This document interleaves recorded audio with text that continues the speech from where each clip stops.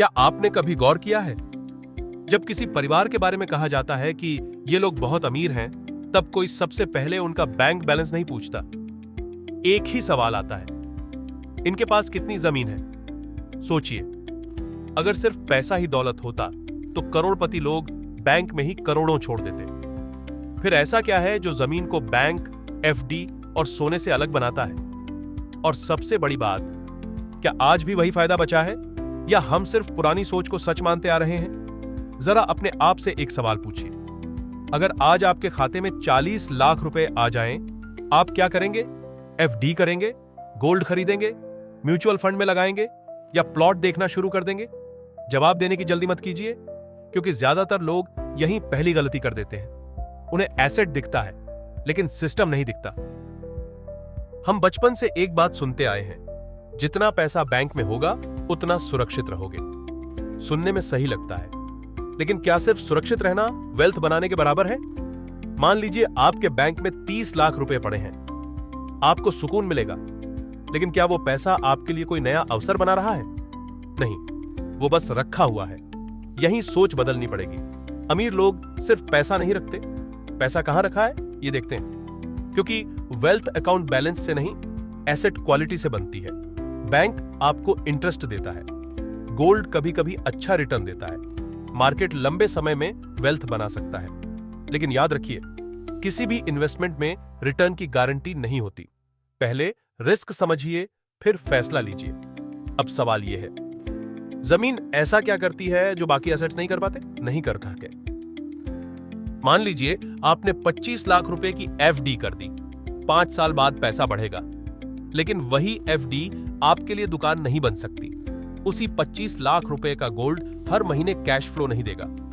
लेकिन अगर उसी रकम में सही जगह छोटा कमर्शियल प्लॉट मिल जाए, आज खाली होगा, 3 साल बाद पार्किंग बन सकती है, 5 साल बाद शॉप, और 10 साल बाद शायद वही जमीन किसी कंपनी को लीज पर चली जाए। एक ही एसेट, लेकिन कमाने के तरीके बदलते रहते हैं। यही पहला फर्क है, और असली खेल अभी बाकी है। लेकिन इसका मतलब यह नहीं कि हर प्लॉट सोना उगलता है। यही सबसे खतरनाक गलतफहमी है। लाखों लोग सिर्फ यह सुनकर खरीद लेते हैं कि एरिया डेवलप होने वाला है। सवाल यह नहीं कि डेवलप होगा या नहीं, सवाल यह है कि कब, 2 साल, 10 साल या कभी नहीं। यही समझदार और भीड़ में फर्क होता है, क्योंकि जमीन की सबसे बड़ी ताकत उसका बढ़ना नहीं, उसका कम ना होना है। नई कार बन सकती है, नई कंपनी बन सकती है, नया बैंक खुल सकता है, लेकिन नई जमीन नहीं बन सकती। सप्लाई लगभग तय है, जबकि डिमांड बदलती रहती है। अब सोचिए, अगर किसी शहर में नया हाईवे आए, इंडस्ट्रियल पार्क बने या मेट्रो पहुंच जाए, क्या जमीन खुद बदलती है? नहीं, उसके आसपास की दुनिया बदलती है, और वहीं से कीमत बदलनी शुरू होती है। गुरुग्राम, नोएडा, हैदराबाद, पुणे, ऐसे कई शहरों में 8 लाख रुपए का प्लॉट कुछ साल बाद 80 लाख रुपए तक पहुंचा। हर प्लॉट ऐसा नहीं बना, लेकिन जिसने सिर्फ आज नहीं, अगले 10 साल देखे, वही आगे निकला। यहीं ज्यादातर लोग रुक जाते हैं। उन्हें लगता है कि किस्मत काम कर गई, लेकिन सच कुछ और है। अमीर लोग भविष्य नहीं देखते, डायरेक्शन देखते हैं। वे पूछते हैं, यहां जॉब्स आएंगी, पॉपुलेशन बढ़ेगी, सड़क बनेगी, स्कूल आएगा, हॉस्पिटल खुलेगा? अगर जवाब हां है, तो आज का 30 लाख रुपए कल का 60 लाख रुपए बन सकता है। गारंटी नहीं, संभावना। और वेल्थ अक्सर संभावना पहचानने वालों के पास जाती है। अब एक कैलकुलेशन करते हैं। मान लीजिए आपकी सैलरी 45,000 रुपए है। हर महीने 8,000 रुपए एसआईपी करते हैं। 5 साल में आपकी इन्वेस्टमेंट लगभग 4.8 लाख रुपए होगी। रिटर्न मार्केट पर निर्भर करेगा। अब दूसरी तरफ सोचिए, आपने 12 लाख रुपए का प्लॉट खरीदा, 4 लाख रुपए डाउन पेमेंट दी, बाकी लोन। ईएमआई लगभग 9,000 रुपए आई। अगर अगले 7 साल में उस लोकेशन की कीमत 12 लाख रुपए से 22 लाख रुपए हो गई, तो आपने सिर्फ सेविंग नहीं की, आपने टाइम को अपने लिए काम कराया।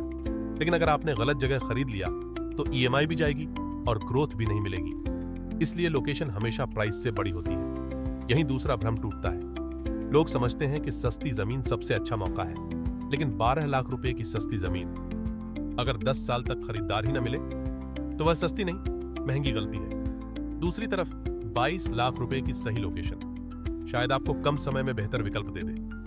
कीमत नहीं, क्वालिटी सोचिए। आजकल हर बिजनेस और क्रिएटर को कंटेंट चाहिए, और कैनवा एक ऐसी स्किल है जो डिजाइन को अर्निंग में बदल सकती है। अगर आप बिगिनर हैं तो ये course step by step Canva सीखने में मदद करेगा।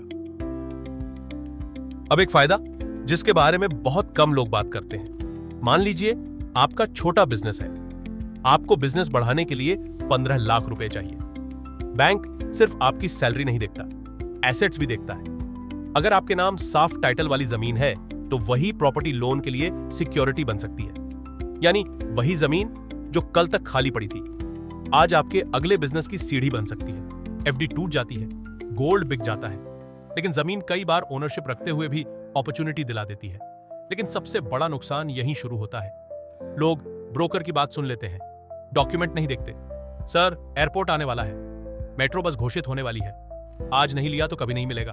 और फिर 25 लाख रुपए की जिंदगी भर की बचत ऐसी जमीन में फंस जाती है जहां रजिस्ट्री अधूरी होती है, टाइटल क्लियर नहीं होता या कोर्ट केस चल रहा होता है। सोचिए 10 साल की सेविंग और एक सिग्नेचर की गलती। इसलिए रूल बहुत सीधा है, रजिस्ट्री वेरीफाई कीजिए, म्यूटेशन देखिए, इनकम्बरेंस चेक कीजिए, सरकारी रिकॉर्ड मिलाइए। भरोसा किसी पर भी कीजिए, लेकिन पैसा सिर्फ प्रूफ देखकर लगाइए। और अब सबसे बड़ा सवाल, अगर जमीन इतनी अच्छी है तो हर अमीर इंसान सिर्फ जमीन ही क्यों नहीं खरीदता? क्योंकि वेल्थ कंसंट्रेशन से नहीं, बैलेंस से बनती है। कोई भी समझदार व्यक्ति अपनी पूरी नेटवर्थ एक ही एसेट में नहीं रखता। कैश भी चाहिए, इन्वेस्टमेंट्स भी, इमरजेंसी फंड भी, और तभी जमीन अपनी सही जगह पर काम करती है। एक परिवार की नेटवर्थ 80 लाख रुपए है। अगर पूरे 80 लाख रुपए सिर्फ एक प्लॉट में फंस गए और अचानक 10 लाख रुपए की जरूरत पड़ गई, क्या होगा? शायद जल्दी बेचने पर कम कीमत मिले, लेकिन अगर 30 लाख रुपए जमीन में, 20 लाख रुपए फाइनेंशियल एसेट्स में, 10 लाख रुपए इमरजेंसी फंड में और बाकी दूसरे इन्वेस्टमेंट्स में हो तो मुश्किल समय फैसला नहीं बदलता। यही फाइनेंशियल स्टेबिलिटी है। यही वजह है कि समझदार लोग एसेट खरीदने से पहले एग्जिट भी सोचते हैं। अब वापस उसी सवाल पर आइए, लोग बैंक बैलेंस से पहले जमीन क्यों पूछते हैं? क्योंकि बैंक पैसा संभालता है, जमीन अवसर संभाल सकती है, गोल्ड वैल्यू बचा सकता है, लेकिन जमीन कभी कभी आने वाली पीढ़ियों का आधार बन जाती है। फर्क सिर्फ खरीदने में नहीं, सही सोच में है। अगली बार जब कोई कहे जमीन ले लो, कभी घाटा नहीं होगा, तो उस पर भरोसा मत कीजिए। खुद से सिर्फ 4 सवाल पूछिए। लोकेशन कैसी है? डॉक्यूमेंट साफ है? डिमांड आएगी? और अगर 5 साल तक बेचना ना पड़े तब भी क्या मैं इसे आराम से होल्ड कर सकता हूं? अगर चारों जवाब हां हैं, तभी शायद आप जमीन नहीं खरीद रहे होंगे, अब अपना भविष्य खरीद रहे होंगे।